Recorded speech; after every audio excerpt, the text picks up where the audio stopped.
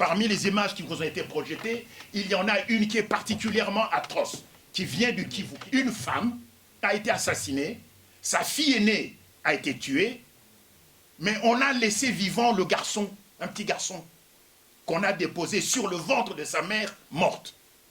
Si l'assassin avait tué les trois, la mère, la fille et le garçon, c'eût été un simple assassin. Mais tuer la mère et la fille et laisser le garçon vivant, voilà une preuve de cynisme unique au monde. Même les gens, à l'époque d'Hitler, on n'a pas vu de choses pareilles. Comment a-t-on tué la mère et la fille, mais laissé le garçon vivant devant le cadavre de sa mère, n'est-ce pas, et de sa grande sœur?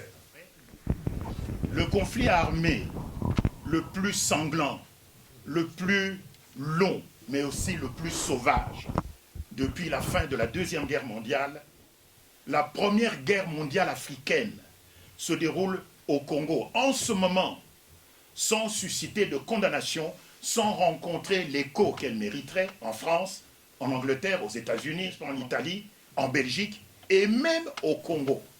Plus de 10 millions de morts, le tout dans un silence assourdissant du reste du monde, en particulier des grands médias. Et lorsque d'aventure, un média ou une personnalité ose en parler, c'est uniquement pour se limiter aux effets de ce conflit et non à sa cause.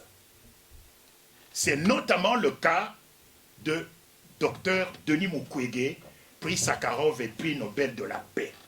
Lorsque l'occasion lui est donnée, y compris à la tribune des Nations Unies, le docteur Mukwege hurle sa douleur devant les outrages infligés aux femmes congolaises. Et il a raison. Mais il n'a jamais dénoncé la cause.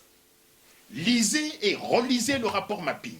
On y dénonce les viols, les mutilations sexuelles, le pillage de nos matières premières.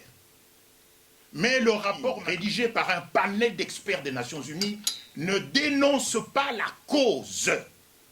Et tant que la cause ne sera pas dénoncée, le conflit au Congo, les massacres et les viols ne prendront pas fin.